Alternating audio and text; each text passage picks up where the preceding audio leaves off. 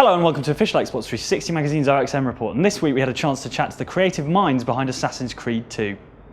Okay, so I'm here with Patrick, lead game designer on Assassin's Creed 2, and Corey, the writer of the game. I just thought I'd ask you guys a couple of questions about what's new from your various fields in Assassin's Creed 2. Well, in terms of what's new, there's plenty of new. In terms of assassinations, we multiplied the way we can do it. In fight also, just the amount of moves that you're allowed to do. For example, you can disarm guards. We have a lot more weapon variety, weapon types that you can use, like axes, spears, blunt weapons. We improved on the free running, so we added new moves. For example, the strong climb, what we call it. So basically, we took the speed of climbing and we make it twice as fast as AC1. So I think that's what we're bringing new in terms of gameplay for Assassin's Creed 2. Sure. And Corey, in the first game, Altair was kind of more of an avatar for Desmond. I mean, in this game, Ezio's story is a lot more rich and kind of involved. Is that fair to say? Yeah, I mean, I think we just wanted to try something a little bit different. I think that given Ezio's background also relative to that of Altair, he's not going to be as closed or cut off. He's not a 30-something professional killer at the start of our game. He's a 17-year-old who is like totally carefree and having a good time. Obviously over the course of the game, he'll start to change as he realizes that he has this heritage and that there are people out there that are after him because of who he is. And so we wanted to play with the fact that we have a longer period of time. We have a guy who is not raised, in a place like Messiah. He's raised in a regular city, but seemingly normal parents, and so it called for a completely different personality. And we also wanted to try being a little more intimate and a little more familiar in terms of the narrative this time. So there's more of a focus on characters.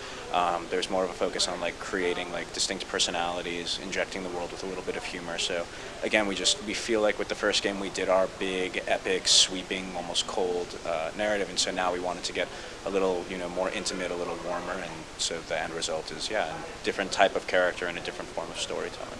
Does that open up more variety in terms of the mission structure? Is that fair to say? I think it definitely helps, because if you're no longer going to the same place and being asked to do the same thing, if you have different people with different agendas and different personalities, missions are going to play out differently.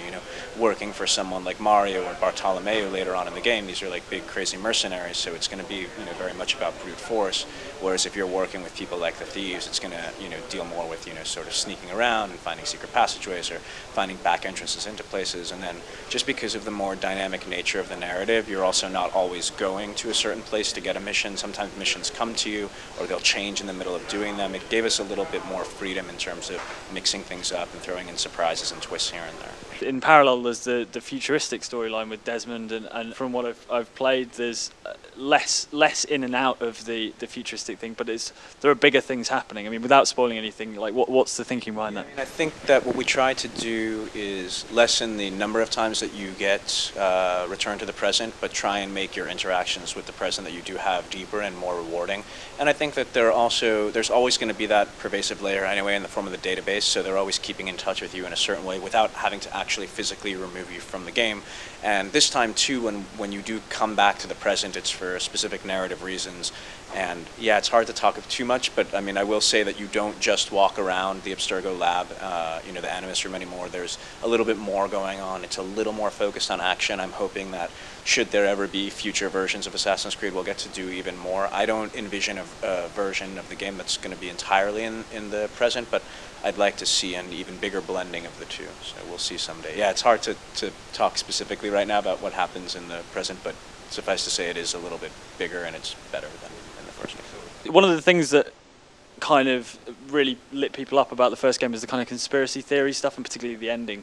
What have you got in there for kind of conspiracy theory nuts this time? It's tough to talk too much about it, but one of the things that you will find, I'm going to be very evasive but also drop hints, is something that came up in the first game and that we do explore in more detail, specifically in this game, is Subject 16. You will get to sort of locate bits of an audio journal that are kept by Subject 16, and in doing so, you will uncover more about his life, about the conspiracy that involves the Assassins and the Templars, and about the Pieces of Eden, which we go into a little bit more detail this time. So, we talk about the first game being sort of about introductions and discovery, and then the second game is really about digging deeper. So in almost all facets, we try and provide the player with a means to dig deeper. So for people that were really into that stuff in the first game, there is this stuff sort of off to the side that they can play with and dive deeper into and discover more about the conspiracy stuff themselves, should they choose to do so. For our final verdict on Assassin's Creed 2, check out the world-exclusive first review and official Xbox 360 magazine on shop shelves now.